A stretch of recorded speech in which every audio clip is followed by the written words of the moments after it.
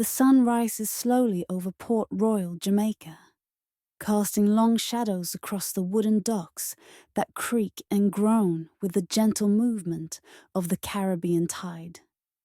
In the distance, several ships sit anchored in the harbour, their sails furled, their crews nowhere to be seen. This is a common sight in Port Royal during the early 1700s, where the rhythm of life moves not to the beat of adventure, but to the slow, predictable patterns of wind and weather.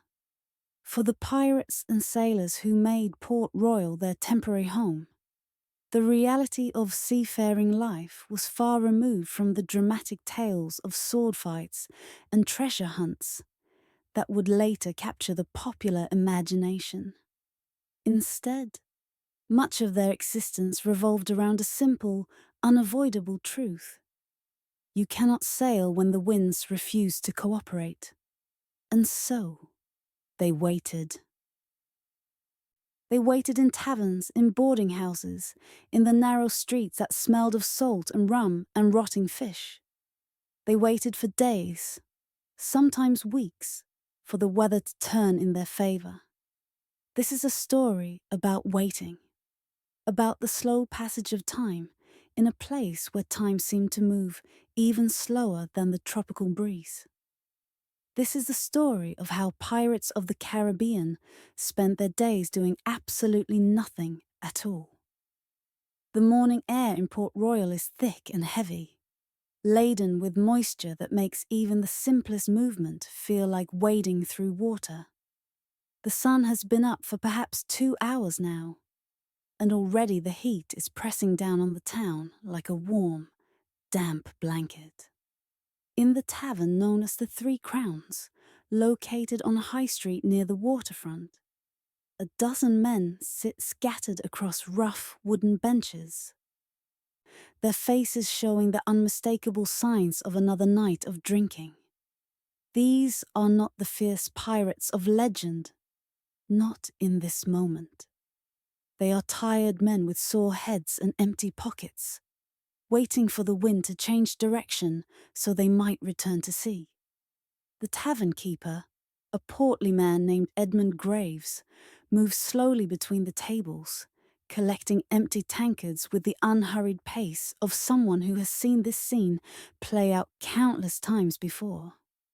The floor of the tavern is covered in sand, tracked in from the beach and street outside, mixed with spilled ale and who knows what else. The walls are dark with smoke and age, and the air inside is somehow even more stifling than the air outside.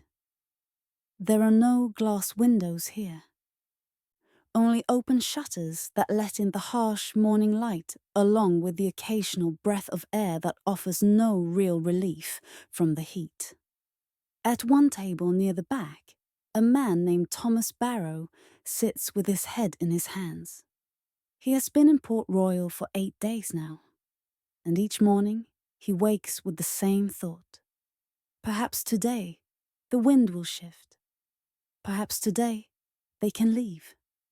He lifts his head slowly and looks around the tavern with bloodshot eyes. Several of his crewmates are here as well, in various states of wakefulness, all of them waiting for the same thing he is waiting for. The problem, as any sailor in Port Royal can tell you, is that the Caribbean has its own schedule, its own rhythms that pay no attention to the desires or plans of men. During certain times of the year, the trade winds blow steadily from the east, making it easy to sail west across the Caribbean or south toward the Spanish Main. But during other times, the winds become unpredictable, shifting from day to day, sometimes dying away completely, leaving ships becalmed in the harbour with sails hanging limp and useless. For pirates, this unpredictability poses a particular problem. Unlike merchant ships that follow regular routes and schedules, pirate vessels must be opportunistic, ready to sail at a moment's notice when word arrives of a promising target. But they must also be practical. There is no point in leaving port if the winds are against you, if the sky threatens storms, if the weather promises to strand you at sea with no way to reach your destination. And so they wait.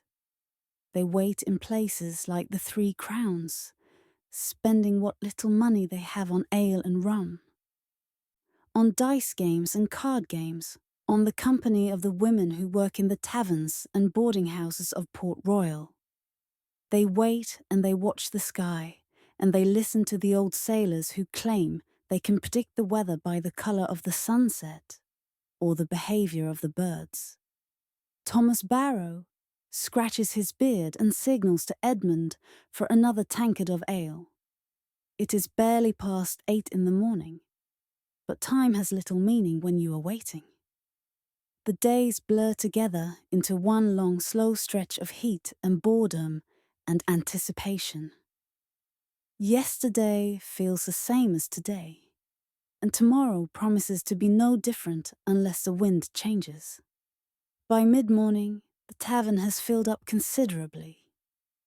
More men have wandered in from their boarding houses, or from the ships where they sleep in cramped quarters below deck.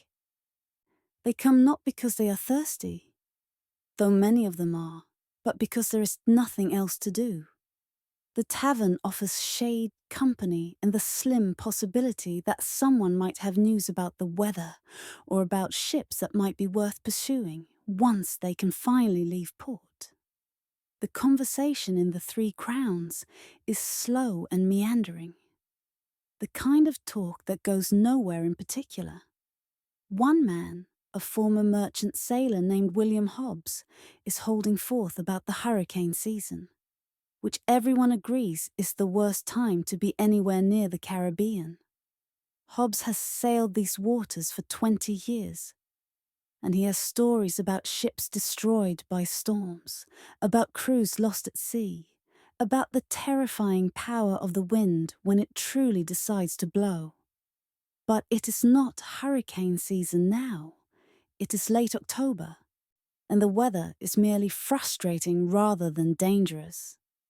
The winds are light and variable, coming from the south one day, from the west the next, never strong enough or consistent enough to make sailing worthwhile.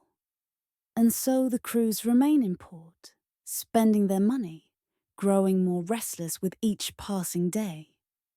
At another table, 3 men are playing a card game called Lantaloo, a simple game of trick-taking that was popular among sailors and soldiers throughout the British Empire. The stakes are small, a few pennies per hand, because most of the men have already spent the bulk of their share from their last voyage. They play slowly without much enthusiasm, the cards slapping down on the worn wooden table with a sound that punctuates the low murmur of conversation throughout the room. One of the card players is a young man named Jack Peterson, who joined his first pirate crew only 6 months ago. He had expected adventure, excitement, the thrill of the chase and the fight. Instead, he has discovered that piracy consists largely of waiting. Waiting for weather, waiting for information, waiting for opportunities that may or may not come. He draws a card from the hand dealt to him and adds it to the others, barely looking at what he holds. The slowness of it all is maddening in its own way. Back in England, where Jack grew up, time was measured by church bells and work schedules, by the regular rhythm of days that had purpose and structure. Here in Port Royal, time seems to have lost all meaning. One day drifts into the next without markers or milestones. You wake, you come to the tavern, you drink, you play cards or dice, you listen to the same stories you heard yesterday. You watch the sun move across the sky with agonizing slowness, and eventually you stumble back to wherever you are sleeping, to do it all again tomorrow. Edmund Graves brings out a plate of salted fish and hardtack biscuits, the kind of basic fare that forms the backbone of a sailor's diet both at sea and in port. The fish is tough and salty enough to make your eyes water, and the biscuits are so hard they must be soaked in ale or water before they can be chewed. But food is food, and the men eat mechanically, without pleasure, their jaws working slowly as they stare at nothing in particular. Outside, the sun climbs higher, and the heat becomes more oppressive. The air shimmers above the dirt streets of Port Royal, and even the flies seem to move with less energy than usual. Along the waterfront, the ships rock gently at anchor, and on their decks, the few crewmen who remained aboard sit in whatever shade they can find, doing nothing, waiting for nothing, simply existing in the thick, slow time that characterizes life in a Caribbean port town. As noon approaches, more men drift into the Three Crowns. Some are from Thomas Barrow's crew, others belong to different ships anchored in the harbour. There is a loose camaraderie among them, born not of friendship, but of shared circumstance. They are all stuck here, all waiting for the same thing, and there is comfort in numbers, even when no one has anything particularly interesting to say. The talk turns, as it often does, to the weather. Someone mentions that the wind seemed to pick up slightly during the night, coming from the northeast for a few hours before dying away again. This sparks a lengthy discussion about whether this might indicate a change in the prevailing patterns, whether it might mean that the trade winds are finally returning to their usual easterly direction.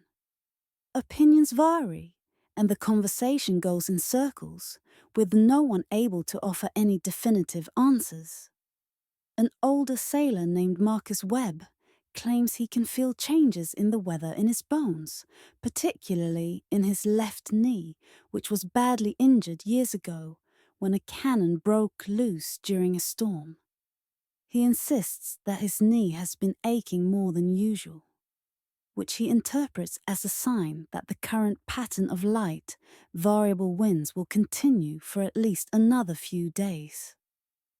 Others dispute this reading, pointing out that Marcus's knee always aches, regardless of the weather, and that using it as a forecasting tool is about as reliable as reading tea leaves.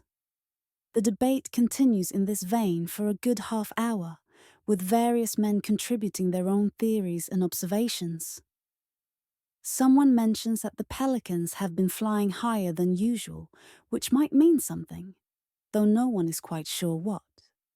Someone else notes that the water in the harbour has been unusually calm, with barely any chop or swell, which could indicate either that a storm is coming, or that the air is simply too still to generate any wave action at all. Eventually, the conversation exhausts itself, and the tavern falls into a lull, with the only sounds being the occasional clink of tankards, the shuffle of cards, the creak of wooden benches, as men shift their weight, trying to find a more comfortable position. The heat presses down relentlessly, and several men have dozed off where they sit, their heads tilted back against the wall, their mouths hanging open as they snore softly. Thomas Barrow stares out through the open shutters at the bright, harsh sunlight outside. He can see a slice of the harbour from where he sits, can see the masts of the ships swaying gently, can see the gulls wheeling overhead in lazy circles. Everything moves slowly here, even the birds. Time itself seems to have thickened into something viscous and heavy, like honey or molasses, making every moment stretch out longer than it should. He thinks about his wife back in Bristol, wonders what she's doing at this exact moment. It is afternoon in Port Royal, which means it is evening in England. She is probably preparing supper, or perhaps sitting by the fire if the autumn weather has turned cold. He hasn't written to her in months, partly because letters from Port Royal are unreliable at best, but mostly because he has nothing to say that she would want to hear. He cannot tell her the truth about what he does, about the ships they board and the cargo they take, about the violence that sometimes accompanies their work. And he certainly cannot tell her about the endless, mind-numbing boredom of days like this one, days when nothing happens at all. The afternoon wears on with the same heavy slowness that has characterized the rest of the day. The sun reaches its peak and begins its gradual descent toward the western horizon, though the heat shows no signs of diminishing. If anything, it seems to intensify as the day progresses. The accumulated warmth of hours of sun beating down on the wooden buildings and dirt streets of Port Royal, creating a stifling atmosphere that makes it difficult to think clearly or to care about much of anything. More men have left the Three Crowns now, some returning to their ships, others seeking out different taverns or different forms of entertainment. Port Royal has no shortage of places where a sailor can spend his time and his money. There are taverns on nearly every street, along with boarding houses, gambling dens, and establishments that cater to less respectable activities. The town has earned a reputation as one of the wickedest cities in the New World. And while this reputation is perhaps somewhat exaggerated, there is truth enough in it to keep the place interesting for men who have money to spend. But most of the pirates currently in Port Royal do not have much money. Their last voyage had been moderately successful. They had taken a small merchant vessel carrying sugar and rum, but the shares had been divided among a large crew, and what seemed like a good amount of money at the time had disappeared quickly in the first few days after their arrival in port. Now, a week later, most of them are nearly broke, surviving on credit extended by tavern keepers and boarding house owners who know they will eventually be paid when the next prize is taken. This precarious financial situation adds another layer of frustration to the waiting. Not only are they stuck in port because of the weather, but they are also running out of money to make the waiting bearable. Thomas Barrow currently has 3 shillings and 8 pence to his name, barely enough to cover another night's lodging and a few meals. He had briefly considered trying to find work as a common labourer, loading or unloading cargo from the merchant ships that come and go from Port Royal. But the idea had seemed too much like defeat, like an admission that he had failed at the pirate's life he had chosen. Instead, he continues to sit in the tavern, nursing his ale as slowly as possible, trying to make each tankard last as long as he can. Around him, other men are doing the same thing, all of them caught in the same trap of waiting without the means to make the waiting comfortable.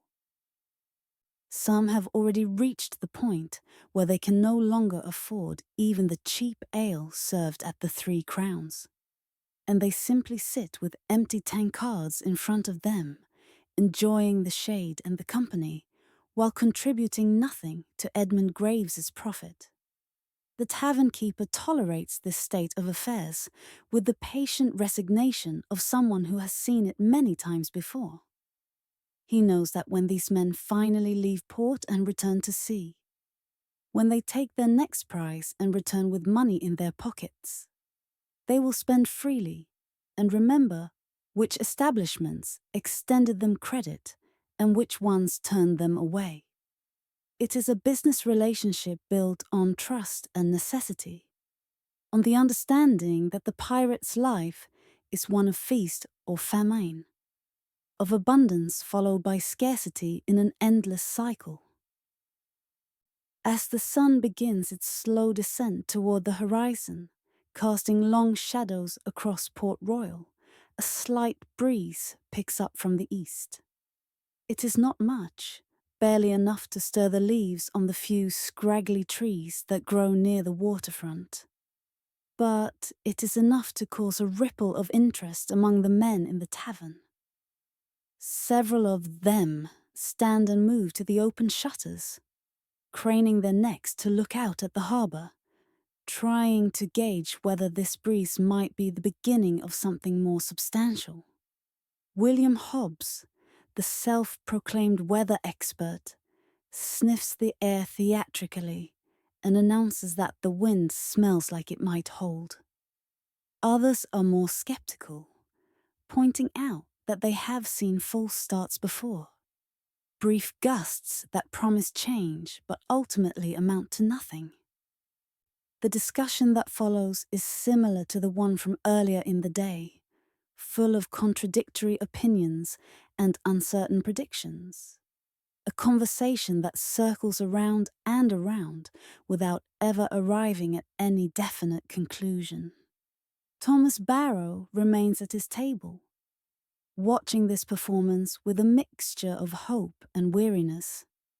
He wants to believe that the wind will continue to build, that tomorrow morning they might actually be able to leave port and return to the business of piracy. But he has been disappointed too many times already during this stay in Port Royal to get his hopes up too high. Better to wait and see what the morning brings than to spend the evening in excited anticipation, only to wake up to another day of calm, still air. The light outside is beginning to take on the golden quality of late afternoon. That brief period before sunset, when everything seems to glow with a warm amber radiance. It is perhaps the most beautiful time of day in the Caribbean, when the harsh heat of the sun softens into something more gentle, when the shadows grow long, and the air begins to cool ever so slightly. It is also the time of day when the taverns and drinking establishments of Port Royal begin to come alive. As men who have been sleeping through the hottest part of the afternoon emerge from their rooms and ships to seek company and entertainment. The Three Crowns begins to fill up again, with new faces joining those who have been there all day. There are merchants and craftsmen mixed in with the sailors now, respectable citizens of Port Royal coming to have a drink before heading home to their families. The tavern serves as a social hub for the town, a place where different classes and professions mingle in a way that would be unthinkable in the more rigid social structure of English society. Edmund Graves lights several candles and a couple of oil lamps, as the natural light coming through the shutters is no longer sufficient to illuminate the dark interior of the tavern. The flickering candlelight adds to the atmosphere, casting dancing shadows on the walls and giving the faces of the patrons a mysterious, almost sinister appearance.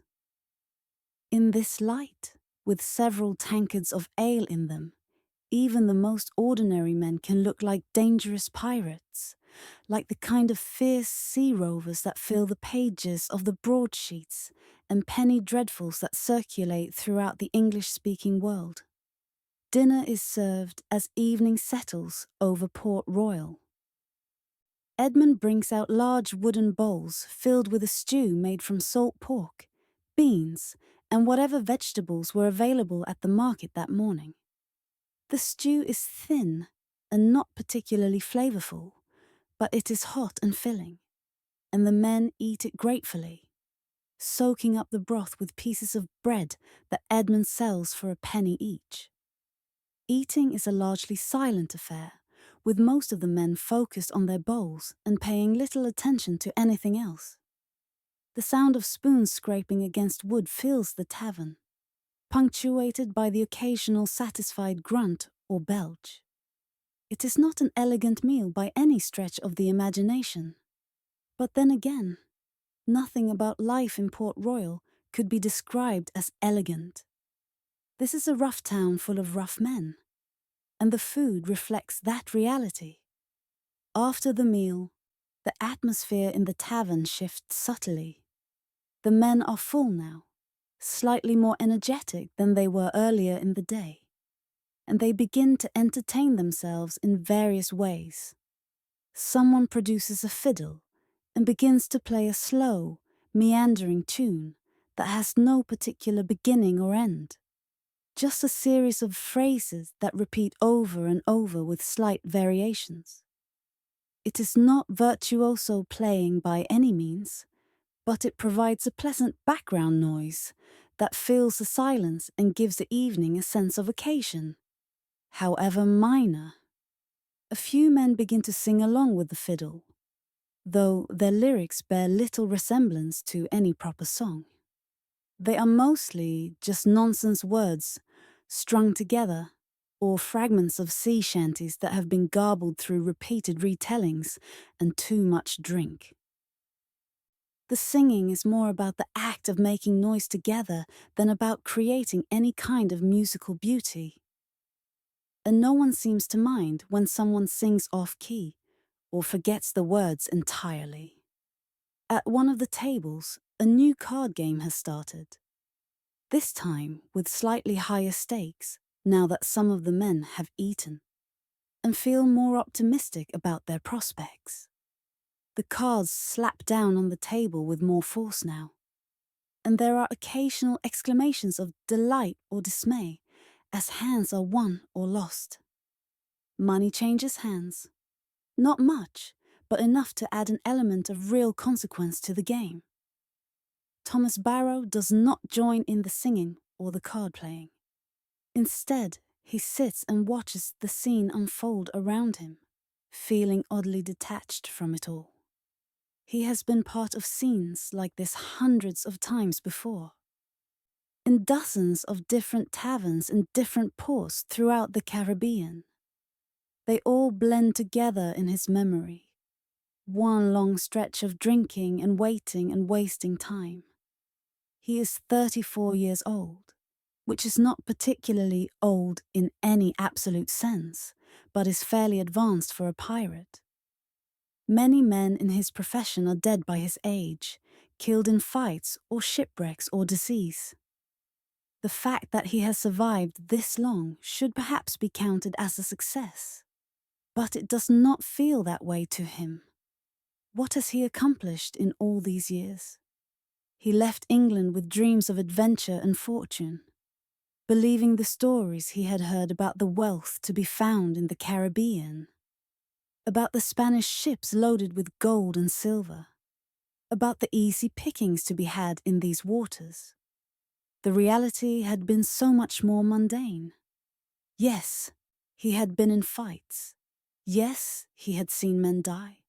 Yes, he had taken ships and divided their cargo among his crewmates. But none of it had felt like the grand adventure he had imagined. Instead, it had been a series of long, boring stretches, punctuated by brief moments of violence and fear, followed by more waiting, more taverns, more days spent doing nothing at all. As night falls fully over Port Royal, the town undergoes its nightly transformation. The narrow streets become even more crowded as sailors from the various ships anchored in the harbour emerge to seek entertainment. Women appear as if from nowhere, standing in doorways or walking slowly along the street, calling out to the men who pass by. The taverns overflow with customers, and the sound of laughter, arguing, singing, and occasional fighting spills out into the warm night air.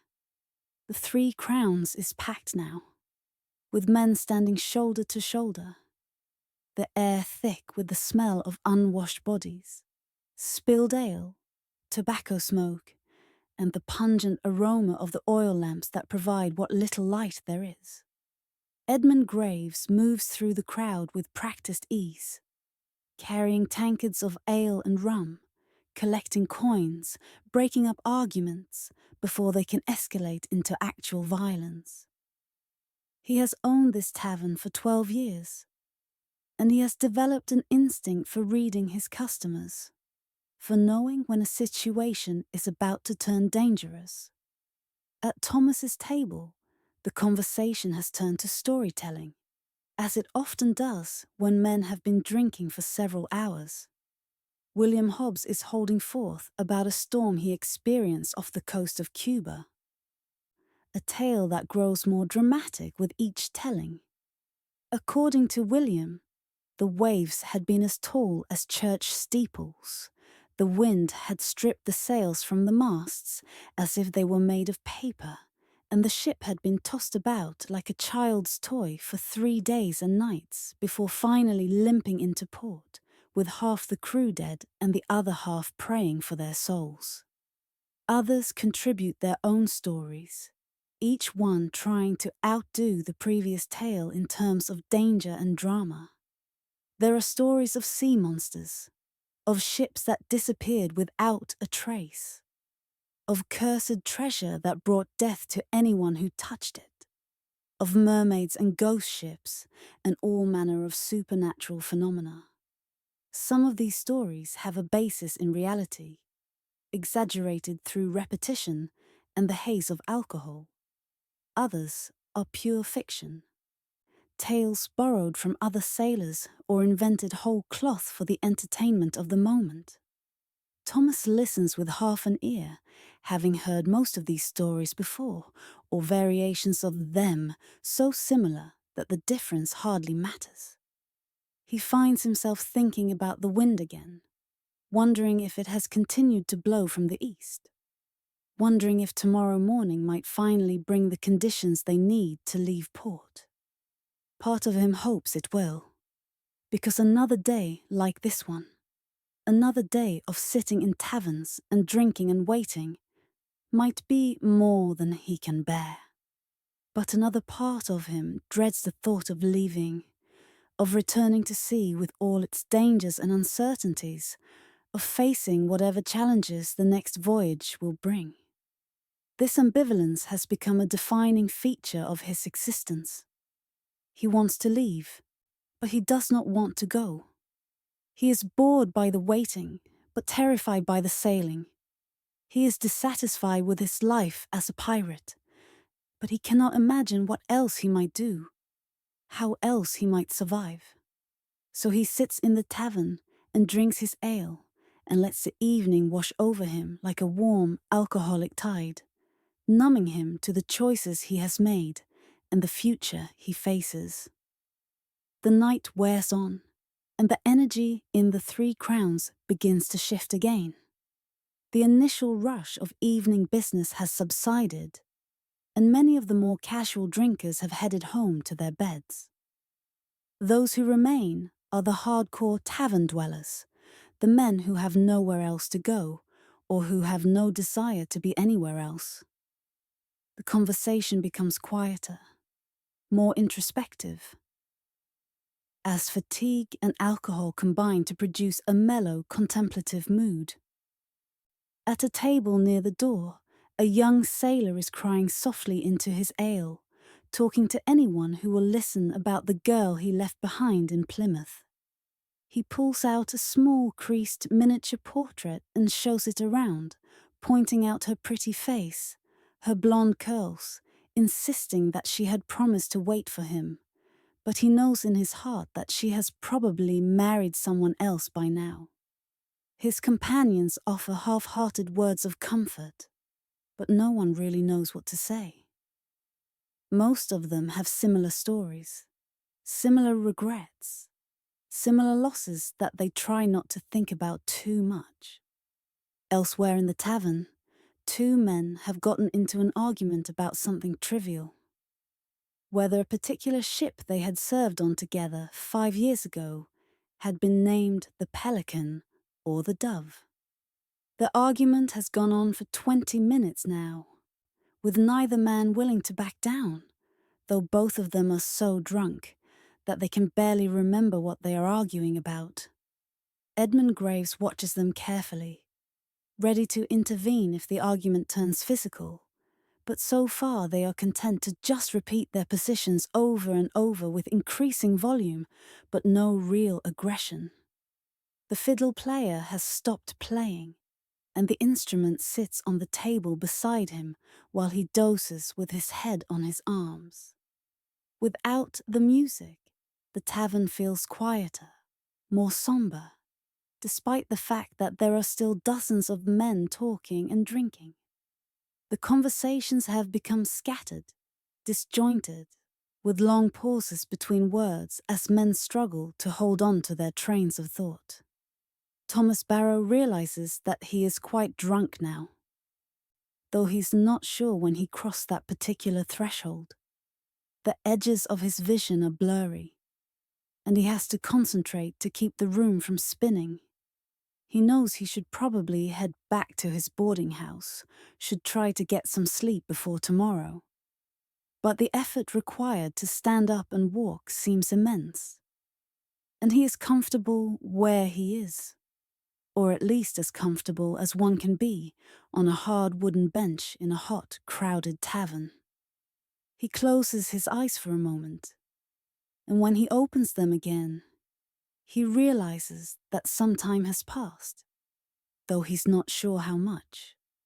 The tavern is less crowded now, and the candles have burned down lower.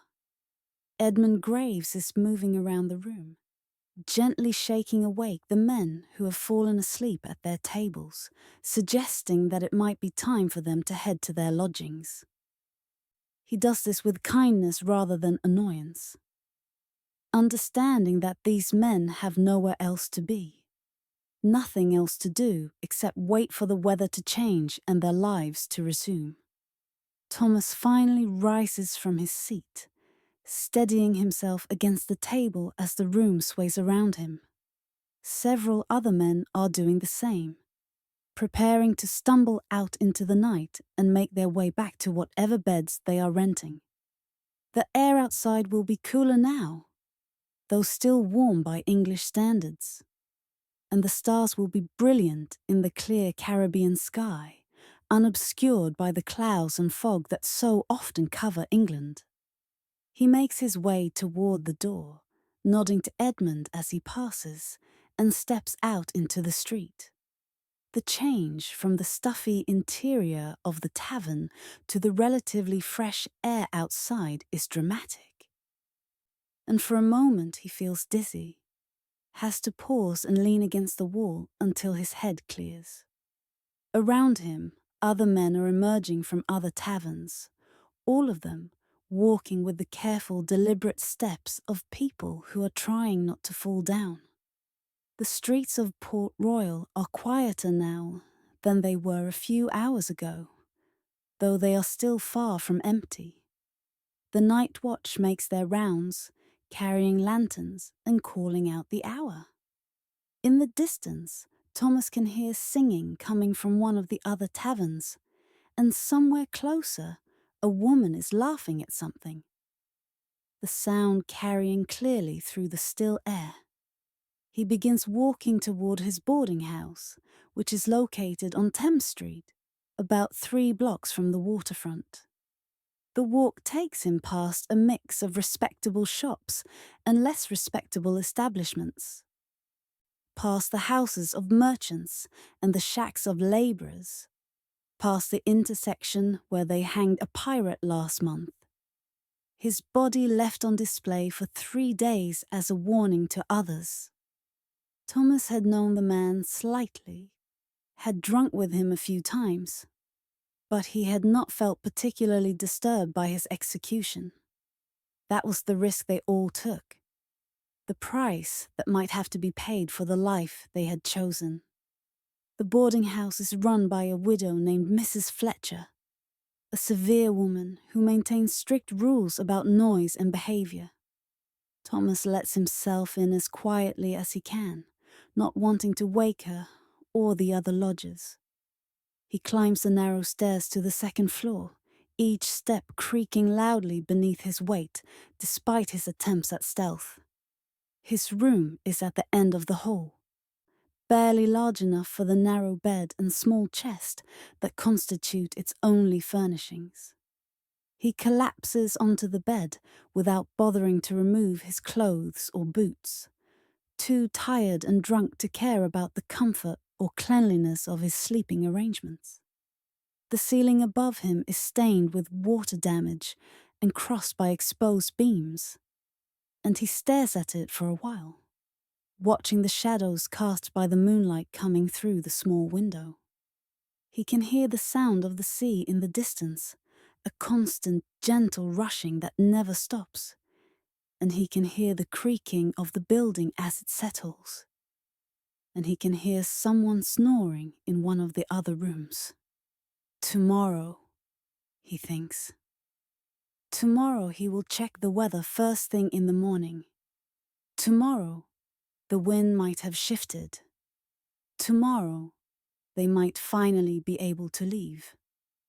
Or tomorrow might be exactly like today. Another day of waiting, another day of taverns and card games and staring at the sky, hoping for change. He closes his eyes and lets himself drift towards sleep. His last conscious thought being a vague hope that he will not dream, that he will simply fall into darkness and stay there until the morning light forces him awake again. When Thomas opens his eyes again, pale, grey light is filtering through the window of his room. For a moment, he cannot remember where he is or how he got here. His head pounds with a dull, steady ache, and his mouth tastes of stale ale and regret. Slowly, the events of the previous day and night come back to him, piecing themselves together into a coherent narrative that leads to this moment. This headache, this uncomfortable bed.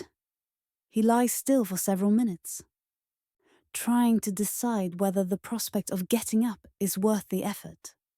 From somewhere downstairs, he can hear Mrs. Fletcher moving about, preparing breakfast for her lodgers. The smell of frying salt pork begins to drift up the stairs, making his stomach turn slightly. He is not sure if he is hungry or nauseous, or possibly both at the same time.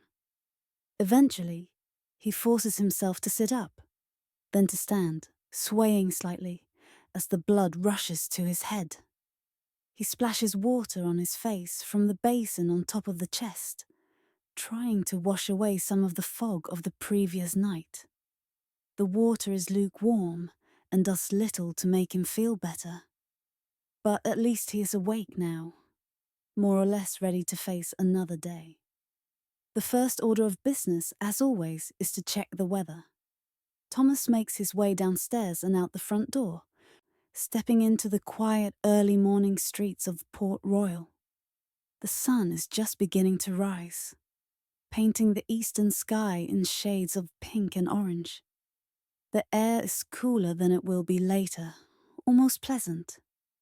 And for a moment Thomas stands still and simply breathes, enjoying the relative peace of this hour before the town fully wakes. He walks toward the waterfront, his boots crunching on the sand and dirt of the street.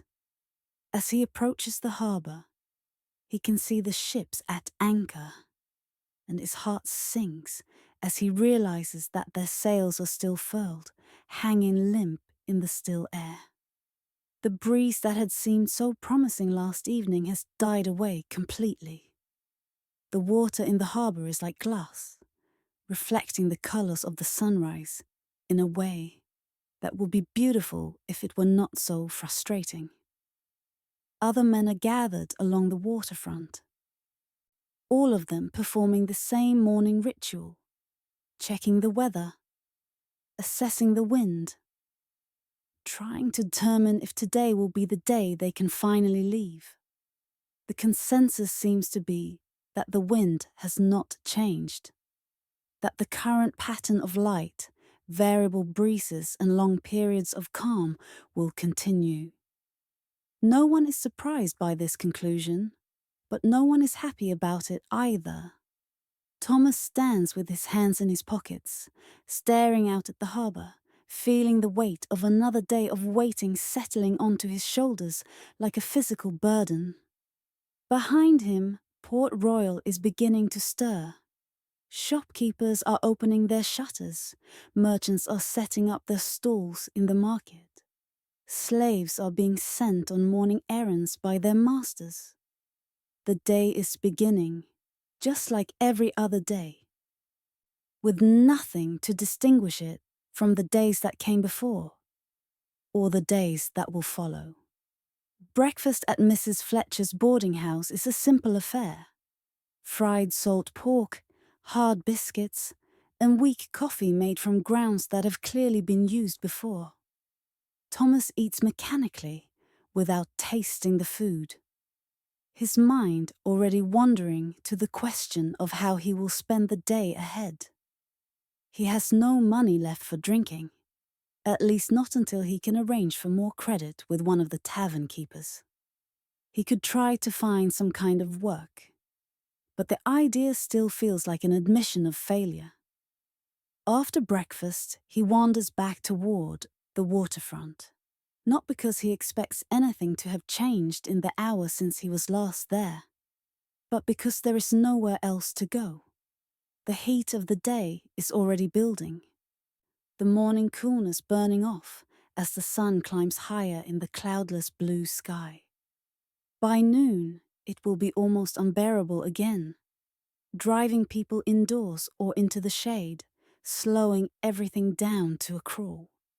He finds some of his crewmates gathered near one of the docks, sitting on coils of rope and stacks of crates, passing time in idle conversation.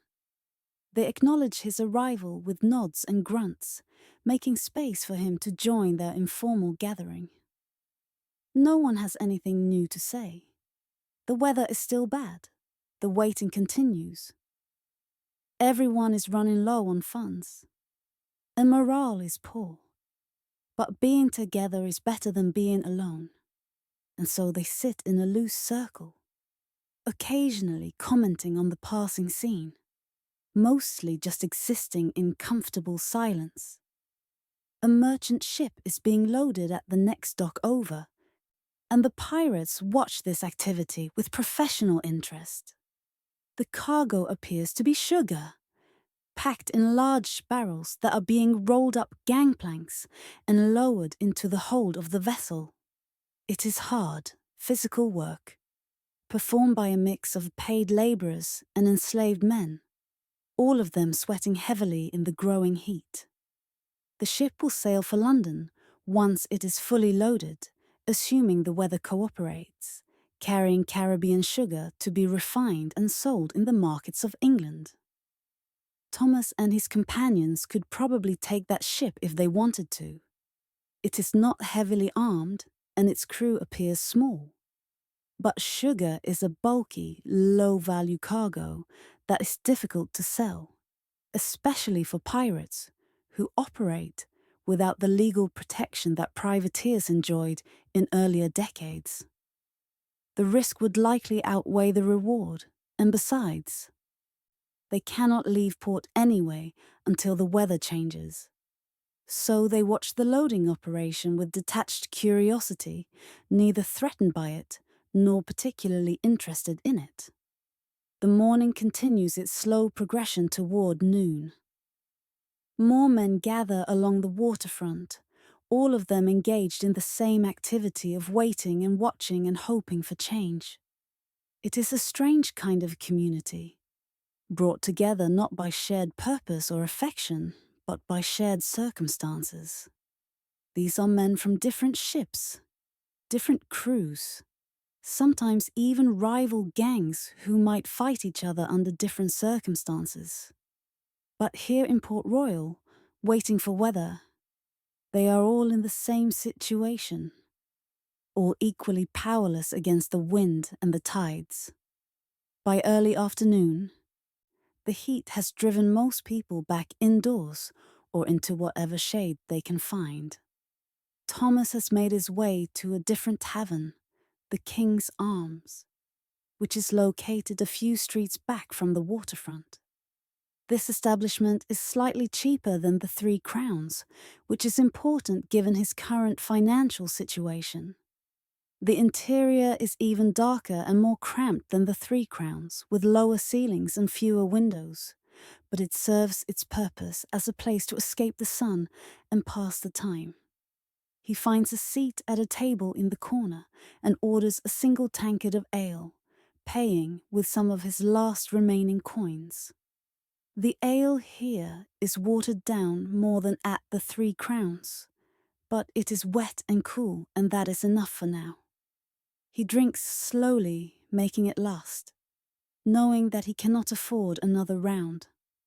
The tavern is about half full, with most of the patrons looking as bored and frustrated as Thomas feels. There is less conversation here than at the Three Crowns, less energy, less of the forced joviality that sometimes characterizes drinking establishments. Instead, there is a mood of quiet resignation, of men who have accepted that they are stuck and have decided to endure their situation with as little complaint as possible.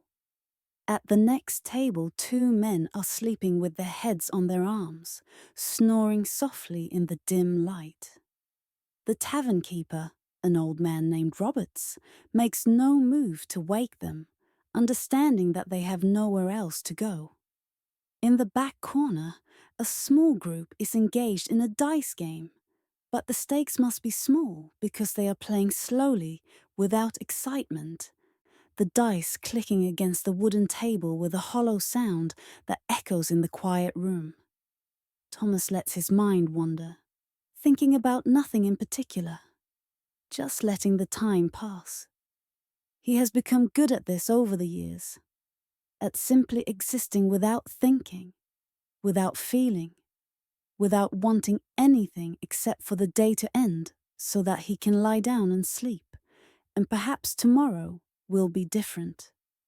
It is not a skill he is particularly proud of, but it is a necessary one for surviving the long stretches of boredom that characterize a pirate's life.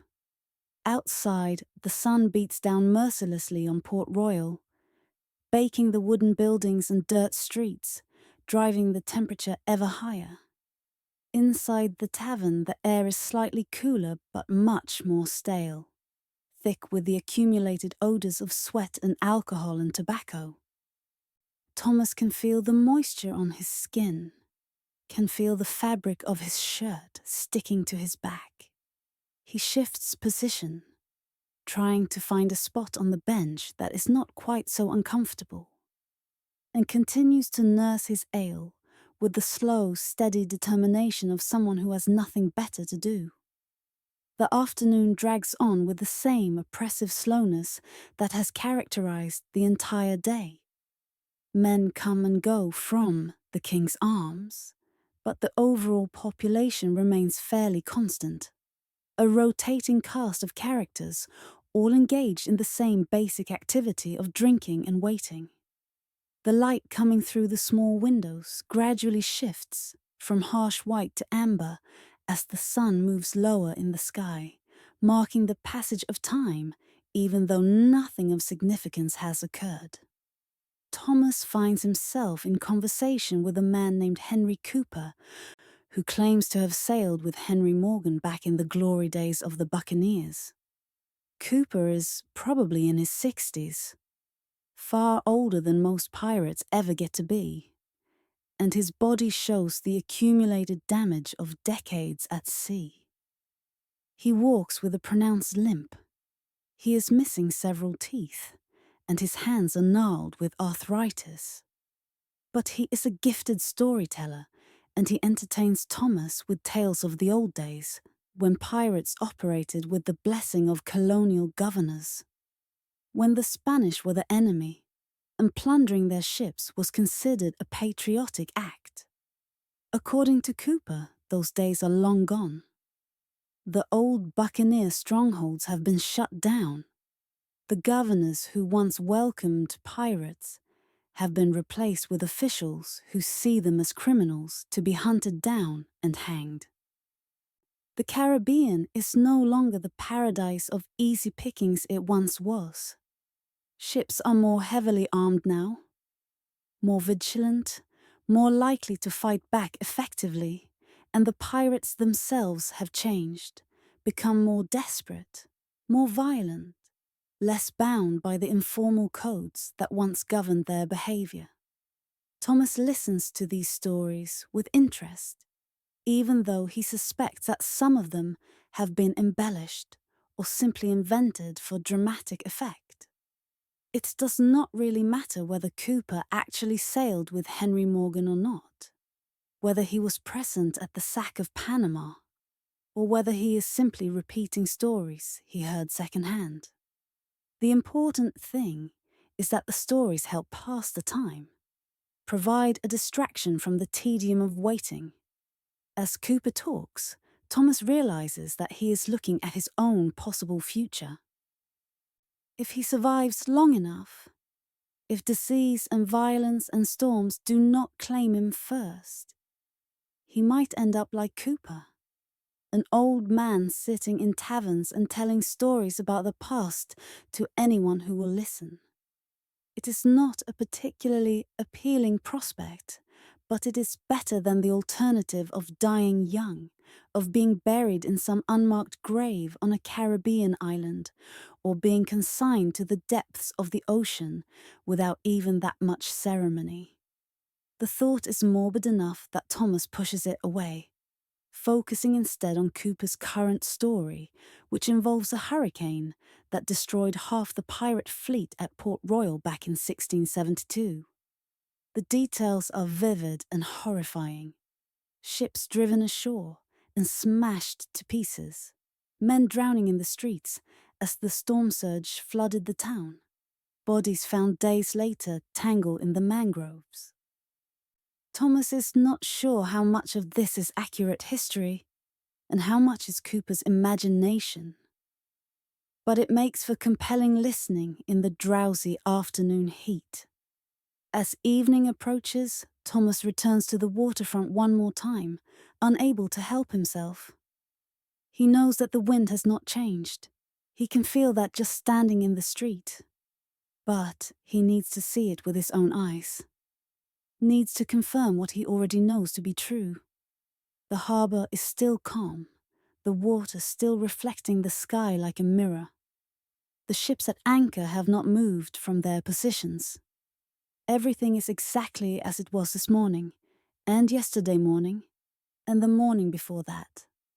A sense of deep frustration wells up inside him, a feeling that is almost physical in its intensity. How long will this continue? How many more days will he spend sitting in taverns, watching the sky, waiting for something that might never come? The life of a pirate is supposed to be one of freedom and adventure. But right now it feels like a prison, a sentence being served one slow day at a time. He is not alone in this feeling. All along the waterfront, he can see other men standing and staring at the harbour with similar expressions of frustration and resignation. They are all trapped together in this moment, prisoners of the weather, unable to move forward or backward, suspended in a kind of limbo that tests the limits of patience and sanity. A voice beside him says, "Tomorrow." Thomas turns to see William Hobbs standing there, looking out at the same scene. "Tomorrow the wind will change," Hobbs says, with conviction. "I can feel it in my bones." Thomas wants to believe him, wants to think that tomorrow will indeed bring the change they have been waiting for. But he has heard this same prediction too many times before, and he no longer trusts these pronouncements. "Maybe," he says noncommittally. Hobbs nods, seemingly unbothered by Thomas's lack of enthusiasm. "Mark my words," he says.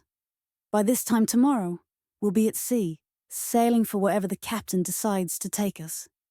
This waiting will be over." Thomas does not respond, because there is nothing to say. Either the wind will change or it will not. Either they will leave tomorrow, or they will spend another day exactly like this one. The future is unknowable and uncontrollable, and all they can do is wait and see what happens. As the sun sets behind the buildings of Port Royal, painting the sky in brilliant shades of orange and red and purple, Thomas turns away from the harbour and heads back towards the centre of town. He needs to find something to eat, and then he supposes he will return to one of the taverns for the evening, repeating the same routine he has followed for the past week. The thought of it fills him with a bone-deep weariness, but he does not see any alternative. This is the life he has chosen, and he must live it as best he can. The evening follows the same pattern as the previous evening, which followed the pattern of the evening before that. The taverns fill up, the drinking and gambling begin. The same stories are told by the same people. Thomas finds himself back at the Three Crowns, having negotiated a small extension of his credit with Edmund Graves, based on the promise that he will pay everything he owes as soon as they return from their next voyage. The ale tastes the same as it did yesterday, which is to say not particularly good, but adequate for its purpose. The bench he sits on is the same bench he sat on yesterday, perhaps even in the same spot. The men around him are mostly the same men, engaged in mostly the same activities. It is like being caught in a loop, reliving the same day over and over with only minor variations. Yet there is something almost comforting about this repetition, about the predictability of it all. When nothing changes, there can be no unpleasant surprises. When each day is like the one before, you know what to expect. And there is a kind of security in that knowledge. The alternative, the unpredictability of life at sea, the constant danger, the violence and fear and uncertainty seems less appealing in this moment than it did a week ago when they first arrived in port. Thomas realizes with something approaching horror that he is becoming comfortable with the waiting, that he is settling into this routine of taverns and empty days. This is dangerous territory, because once you stop fighting against the boredom, once you accept it as the natural state of things, you risk losing the motivation to ever leave, to ever do anything else. He has seen men who have fallen into this trap. Sailors who came ashore for a few days and somehow never made it back to their ships, who ended up as permanent fixtures in the taverns of Port Royal, drinking their lives away one tankard at a time. He shakes his head, trying to clear away these thoughts. He will not become one of those men. When the wind changes, when the captain decides it is time to leave, he will be ready. He will return to sea and to the life he has chosen, regardless of how difficult or dangerous that life might be. Because the alternative, staying here forever, trapped in this endless cycle of waiting and drinking and watching the days go by, is worse than any storm or battle he might face at sea. The night wears on and the Three Crowns follows its familiar trajectory from lively to mellow to quiet. The singing starts and then stops. The card games continue with their modest stakes and predictable outcomes. The conversations circle around the same familiar topics: the weather, stories from past voyages, speculation about future opportunities, complaints about present circumstances. Thomas finds himself talking to Jack Peterson, the young pirate who is new to this life and still finding his way. Jack is discouraged by the waiting, by how different reality has turned out to be from his expectations. He had imagined a life of constant action and adventure, of sailing from one exciting encounter to another without pause. Instead, he has discovered that piracy involves far more sitting around and doing nothing than he ever anticipated. Thomas tries to offer some perspective, telling Jack that this is simply the nature of life at sea, that all sailors spend a great deal of their time waiting for weather, for winds, for opportunities, for repairs to be completed, for cargoes to be loaded or unloaded. The waiting is just part of the job, and the sooner you learn to accept it and even find ways to appreciate it, the easier your life will be. But even as he says these words, Thomas wonders if he believes them himself. He has learned to endure the waiting, certainly, but he has never truly accepted it. Never stopped feeling frustrated by the way time seems to stretch out and lose all meaning during these long periods of inactivity. Maybe some men are naturally suited to this kind of existence, able to find contentment in simple pleasures and basic routines. But Thomas has never been one of those men, and he suspects he never will be. Jack listens politely, but does not seem convinced by Thomas's attempt at wisdom. The young man is still restless, still burning with energy and ambition that have nowhere to go. Thomas remembers feeling like that once, though it seems like a lifetime ago now. Age and experience have not made him wiser exactly, but they have made him more patient, more resigned to the things he cannot control. Whether this is progress or just another form of defeat is a question he tries not to think about too deeply. Eventually, Thomas leaves the tavern and makes his way through the dark streets of Port Royal toward Mrs. Fletcher's boarding house. The town is quieter than it was the previous night. Or perhaps he is simply more sober and therefore more aware of the late hour. The moon has risen, nearly full, casting silvery light on the buildings and streets and giving the whole scene an almost dreamlike quality. He passes a group of sailors from a merchant ship, men who will be leaving in the morning regardless of the wind because their captain has a schedule to keep and cargo that must be delivered by a certain date. They are laughing and singing, clearly enjoying their last night in port before returning to the restrictions and routines of shipboard life. Thomas feels a pang of envy watching them. At least they know when they are leaving. At least they have that certainty, even if everything else about their lives is constrained by the demands of their profession.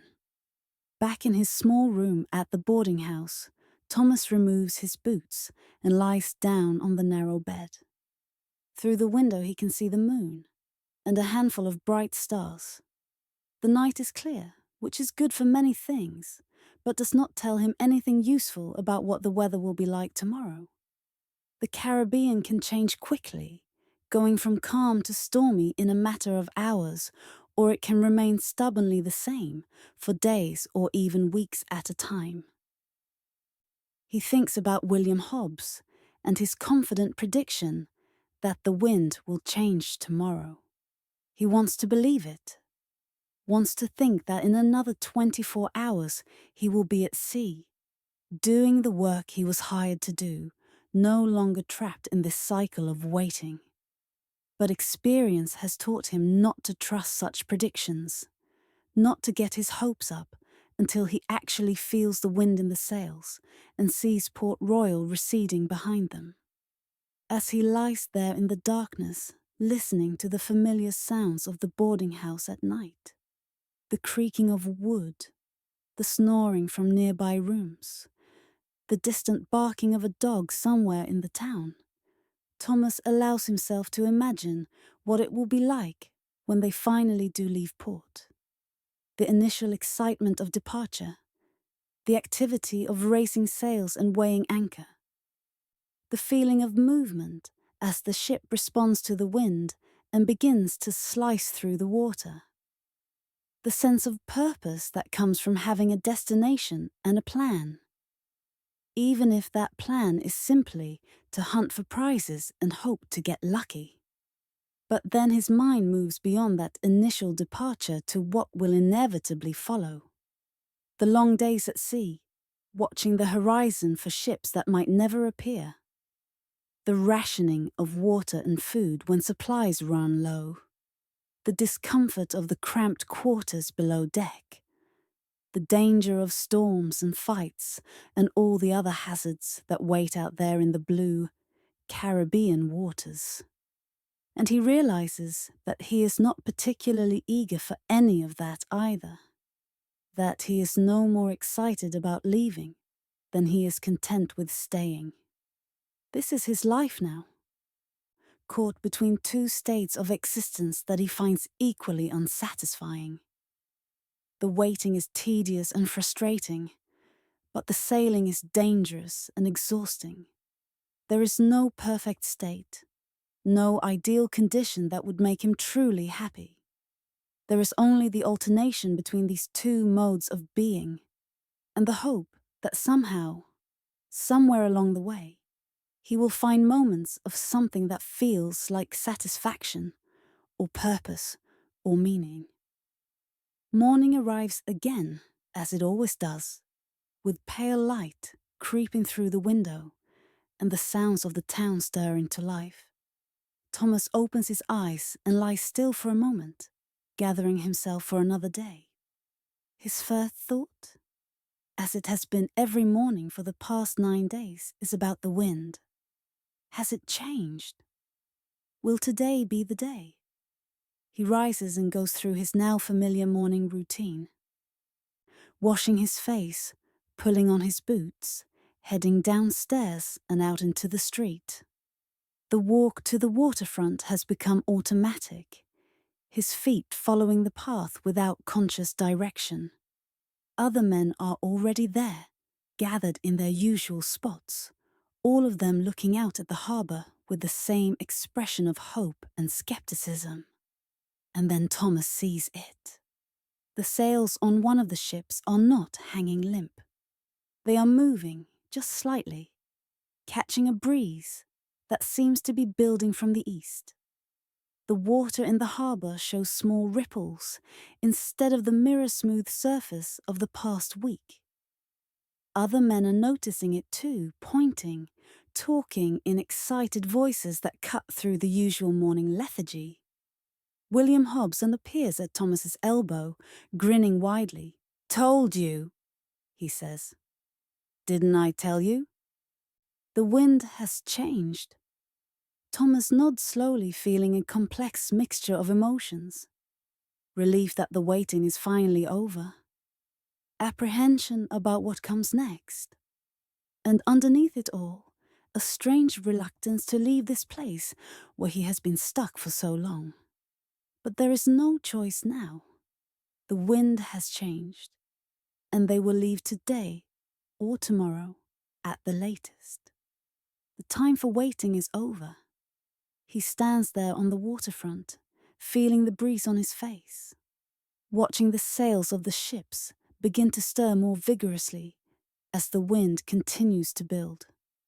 Around him, other pirates are beginning to move with purpose for the first time in days, heading back to their ships to prepare for departure, spreading the word that it is finally time to leave Port Royal and return to the sea. The waiting is over, Thomas thinks. And then, inevitably, the next waiting period will begin. Waiting for the next port. Waiting for the next prize. Waiting for whatever comes next in this life he has chosen. Because this is what it means to be a pirate in the Caribbean in the year 1718.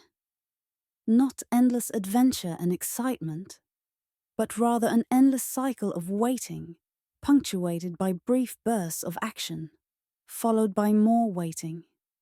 This is the truth that the stories never tell, the reality behind the legends. He turns away from the harbour and begins walking back toward Mrs. Fletcher's boarding house, where he will gather his few possessions and settle his account before heading to the ship.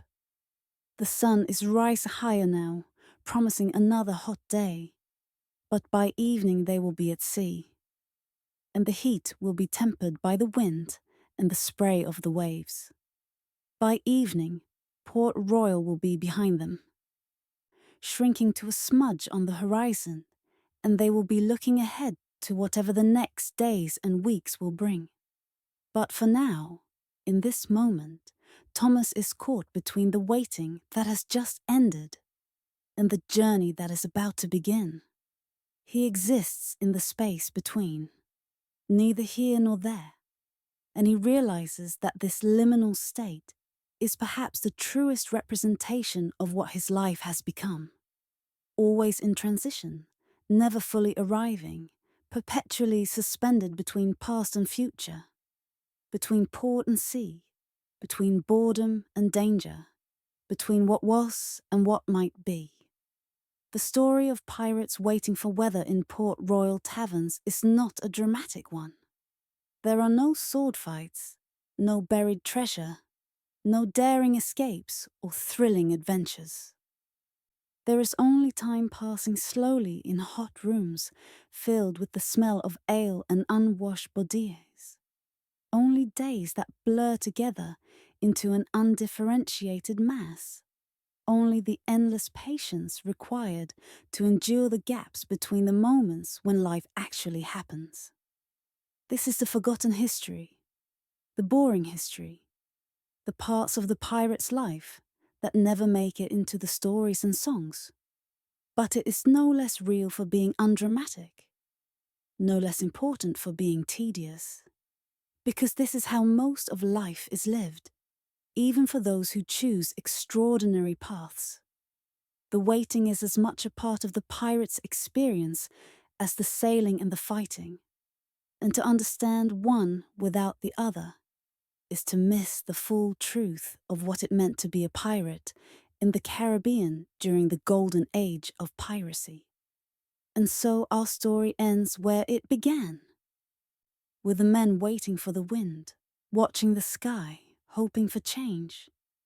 The particular men and the specific port may vary, but the experience remains the same across time and place. Waiting is the universal constant, the shared experience that connects all who have ever lived by the sea.